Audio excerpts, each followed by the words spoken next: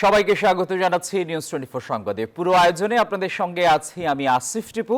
দেখছিলেন BRB cables সংবাদ শিরোনাম, এবারে বিস্তারিত। তৈরি হয়েছে জুলাই সনদের খসড়া, মতামতের জন্য সব রাজনৈতিক দলের কাছে পাঠানো হবে কাল, জানিয়েছেন জাতীয় ঐক্যমত্য কমিশনের সহসভাপতি আলী রিয়াজ।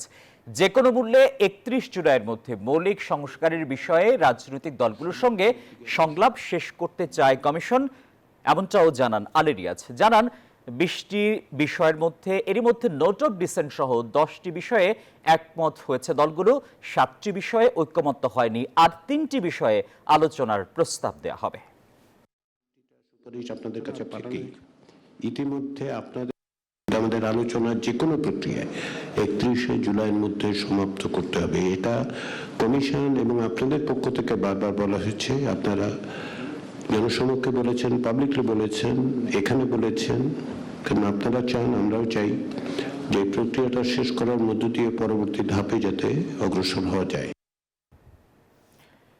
নিবন্ধনে আগ্রহী ও যোগ্য বেসরকারি নির্বাচন পর্যবেক্ষক সংস্থাগুলোর কাছ থেকে আবেদন আহ্বান করেছে নির্বাচন কমিশন। এ বিষয়ে একটি প্রজ্ঞাপন জারি করেছে ইসি। রবিবার দেয়া বিজ্ঞপ্তিতে এই আহ্বান জানানো হয়। বলা হয়, নির্বাচনী কার্যক্রম পর্যবেক্ষণে আগ্রহী সংস্থাগুলোকে 5 বছরের জন্য নিবন্ধন দেয়া হবে। এই সময়ের মধ্যে জাতীয় সংসদ নির্বাচন সহ স্থানীয় সরকার নির্বাচনগুলো পর্যবেক্ষণ করতে পারবে নিবন্ধিত সংস্থাগুলো। আবেদনের শেষ সময় আগামী 10 আগস্ট বিকেল 5টা। গণতন্ত্র ধ্বংসকারীরা নির্বাচন বানচালে ষড়যন্ত্র করতে পারে বলে মন্তব্য করেছেন বিএনপির সিনিয়র যুগ্ম মহাসচিব রুহুল কবির রিজভী। সকালে রাজধানীর আগারগাঁয়ে নির্বাচন কমিশনে বিএনপির বাৎসরিক আয় ব্যয়ের হিসাব জমা দেওয়ার পর একথা বলেন তিনি। রিজভী অভিযোগ করেন, অতীতে নির্বাচন কমিশন মেরুদণ্ডহীনের মতো সরকারের নীল নকশা বাস্তবায়ন করেছে।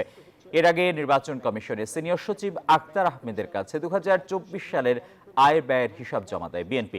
2024 সালে দলটি আয় করেছে 15,65,94,842 টাকা, ব্যয় করেছে 4,80,04,823 টাকা।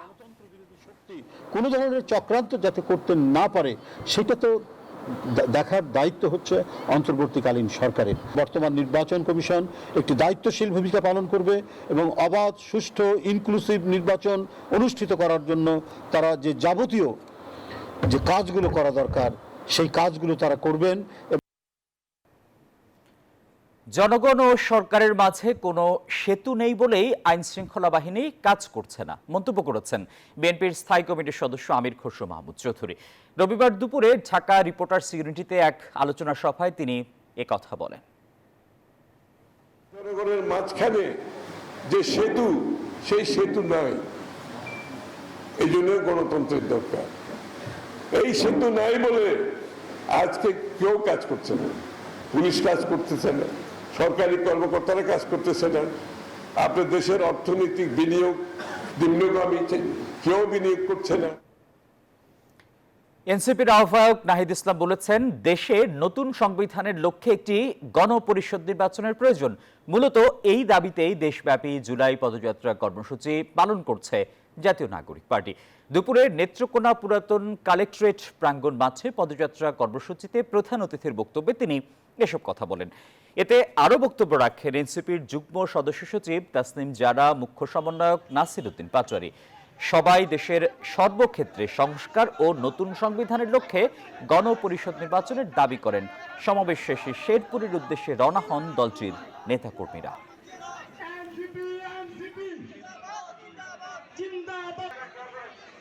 আওয়ামী লীগের যারা বিভিন্ন সন্ত্রাসীরা রয়েছে তাদের বিচারের দাবিতে আমরা রাজপথে নেমেছি এবং দেশব্যাপী সংস্কারের দাবিতে আমরা নেমেছি এবং একটা নতুন সংবিধানের দাবিতে আমরা নেমেছি। এই নতুন সংবিধানের জন্য আমাদের একটি গণপরিষদ নির্বাচন লাগবে, যেই গণপরিষদ নির্বাচনের মাধ্যমে বাংলাদেশের সাধারণ মানুষ, বাংলাদেশের অভ্যুত্থানকারী জনতা বাংলাদেশের আগামী নতুন সংবিধান নির্ধারণ করবে। জুলাই শহীদ ও যোদ্ধাদের সহায়তায় সেনাবাহিনীর অগ্রণী ভূমিকা তুলে ধরলেন এনসিপির মুখ্য সংগঠক সার্জিস আলম। রবিবার নিজের ভেরিফাইড ফেসবুক অ্যাকাউন্টে দেয়া এক পোস্টে তিনি এই ভূমিকা তুলে ধরেন। সার্জিস লেখেন, 2024 সালের 5 আগস্টের পর থেকে আজ পর্যন্ত কিছু ব্যতিক্রম বাদে প্রতি শনিবার সেনাপ্রধান সিএমএইচে গেছেন, সেখানে ভর্তি থাকা জুলাই আহতদের দেখে এসেছেন। আহত এবং শহীদ পরিবারকে আর্থিক সহযোগিতা ও পুনর্বাসনের ক্ষেত্রে জুলাই শহীদ স্মৃতি ফাউন্ডেশন এবং স্বাস্থ্য মন্ত্রণালয়ের পর প্রতিষ্ঠান হিসেবে সবচেয়ে বেশি কাজ করেছে বাংলাদেশ সেনাবাহিনী এবং সেনাপ্রধান।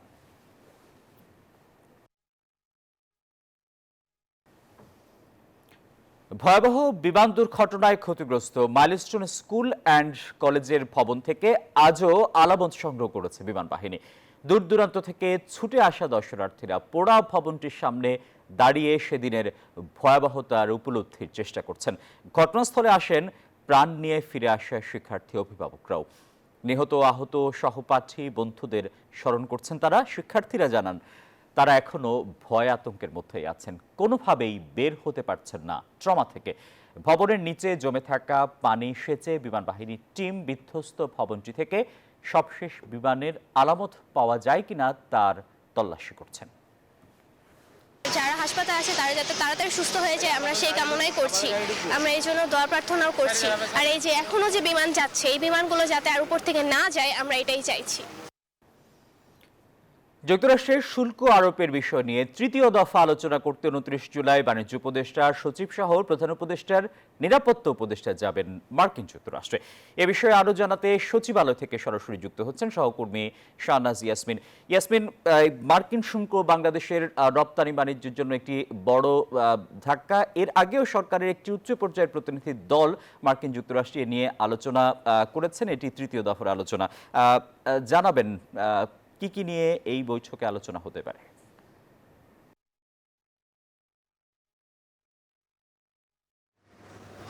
টিপু, আপনাকে ধন্যবাদ জানাচ্ছি। আমরা জানি যে গত 2 জুন যখন মার্কিন যুক্তরাষ্ট্র থেকে শুল্ক আরো 37% করলো বাংলাদেশের সব পণ্যের উপরে,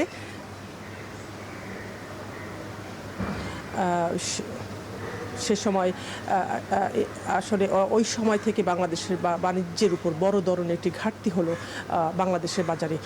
সেই ক্ষেত্রে বাংলাদেশ সরকার তখন থেকে নানা ধরনের দেন দরবার করা শুরু করলো যুক্তরাষ্ট্রের সাথে, এবং সেই দেন দরবারের অংশ হিসেবে গত 9 এবং তারা যখন প্রথমবার শুল্ক আরোপ করলো 37%, 3 মাসের সময় বাংলাদেশ চেয়েছিল তাদের কাছে। সেই 3 মাসের সময় শেষ হয়েছিল 14 জুলাই, অর্থাৎ এর আগেই 14 জুলাইয়ের আগেই বাণিজ্য উপদেষ্টা, বাণিজ্য সচিব সহ মার্কিন যুক্তরাষ্ট্র ছিলেন এবং সেখানকার বাণিজ্য বিষয়ক যে প্রতিষ্ঠান ইউএসটিআর তাদের সাথে বৈঠক করেছেন। সেই বৈঠকে তারা 10, 11 এবং 12 জুলাই বৈঠকটি হয়েছিল। সেই বৈঠকে আসলে খুব বেশি সুরাহা হয় নাই বাংলাদেশের সাথে। সেই সুরাহা হয়নি বলে তৃতীয় দফা আবার বৈঠক করতে যাচ্ছেন আগামীকালকে বাণিজ্য উপদেষ্টা, বাণিজ্য সচিব বা সরকারের নিরাপত্তা সচিব সহ বাণিজ্য মন্ত্রণালয়ের কয়েকজন উচ্চপদস্থ কর্মকর্তা। এবং বাণিজ্য সচিব কিছুক্ষণ আগে সাংবাদিকদের সাথে কথা বলেছিলেন, সেখানে তিনি জানিয়েছিলেন যে এবার তারা তৃতীয় দফা এই আলোচনা আশা করছে 1 আগস্ট যে বাংলাদেশের উপর শুল্ক আরোপ হওয়ার কথা 35% করে, সেটার বিষয় সুরাহা হবে, সিদ্ধান্ত হবে। মার্কিন যুক্তরাষ্ট্র তারা নতুন করে ভাববে এবং এই যে শুল্ক আরোপ কমবে, সে কমার বিষয়টা তারা আশা করছে 20-এর নিচে কমবে বলে তারা আশা করছে।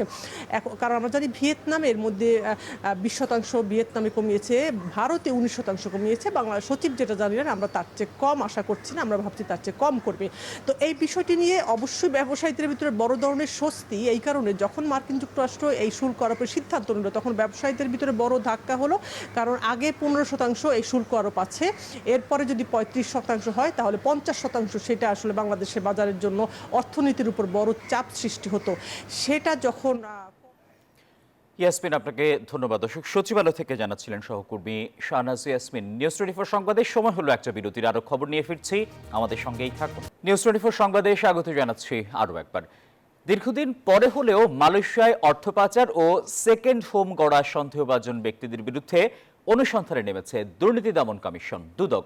বাংলাদেশ ব্যাংকের ফাইন্যান্সিয়াল ইন্টেলিজেন্স ইউনিট BFIU বলছে, বৈধ পথে কোনো বাংলাদেশের স্থায়ী বসবাসের জন্য মালয়েশিয়ায় বিনিয়োগের তথ্য নেই প্রতিষ্ঠানটির কাছে। আর দুদক বলছে, প্রাথমিক সত্যতা মেলায় অভিযুক্তদের বিরুদ্ধে অনুসন্ধানে নেমেছেন তারা, জানাচ্ছেন বদরুল আলম শাওন। দেশের অর্থনীতি চাঙা ও বিদেশি বিনিয়োগ বাড়াতে 2002 সালে মালয়েশিয়া মাই সেকেন্ড হোম প্রকল্প চালু করে। 2024 সালের ডিসেম্বর পর্যন্ত সর্বশেষ তথ্যমতে অন্তত 3,406 জন বাংলাদেশি দেশটিতে সেকেন্ড হোম করেছেন, যা মোট সংখ্যার চতুর্থতম। মূলত পরিচয় গোপন, অর্থের উৎস জানতে না চাওয়া এবং পাচার করা টাকাকে বৈধ করতে মালয়েশিয়ার সেকেন্ড হোম প্রকল্পে বিনিয়োগ করছে বাংলাদেশিরা। সেকেন্ড হোম যারা করে তারা ইনভেস্টর না, মানে প্রকৃত ইনভেস্টর না, এবং প্রকৃত ইনভেস্টর যারা না তারা তো কখনোই কেন্দ্রীয় ব্যাংকের কাছ থেকে অনুমতি নেবে না।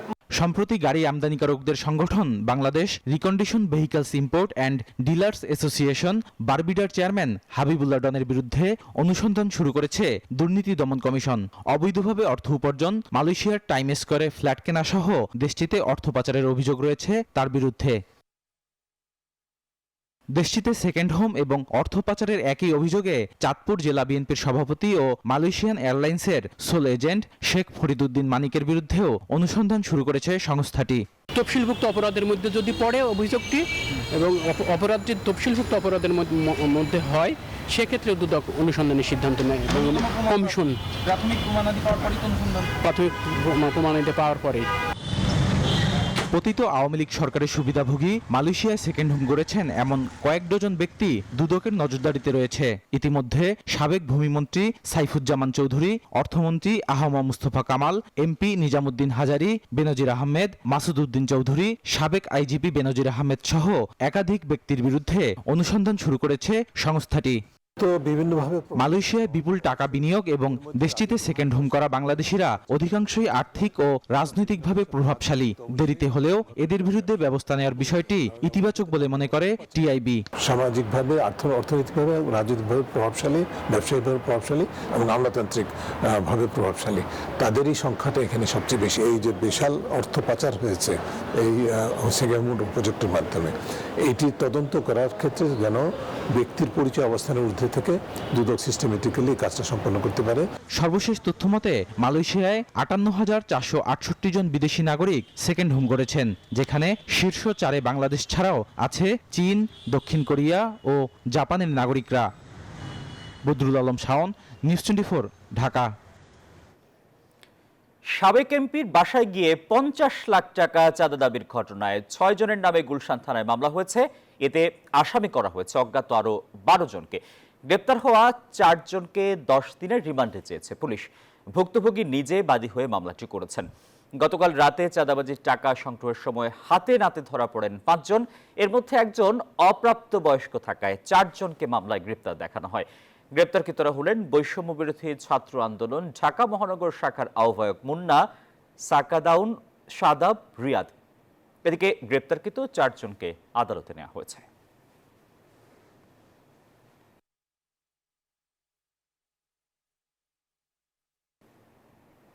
সংবাদের সময় হলো আরো একটা বিরতির, সঙ্গেই থাকুন। বিরতির পর স্বাগত জানাচ্ছি আরো একবার।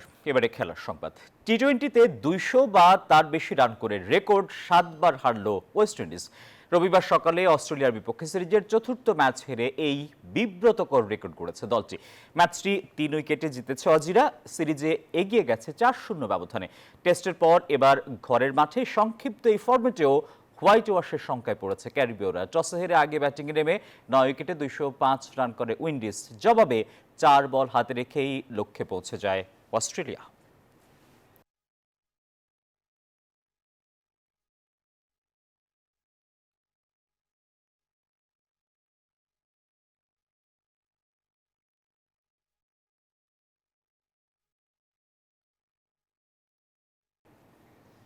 কাটাই ছিল নিউজ 24 সংবাদের এখনকার আয়োজন। দর্শক, দেশে করোনা ভাইরাস ও বিভিন্ন সংক্রমণের হার বেড়েছে। সংক্রমণ থেকে সুরক্ষিত থাকতে ব্যবহার করুন সেফনিল ফেস মাস্ক। সবাইকে ধন্যবাদ।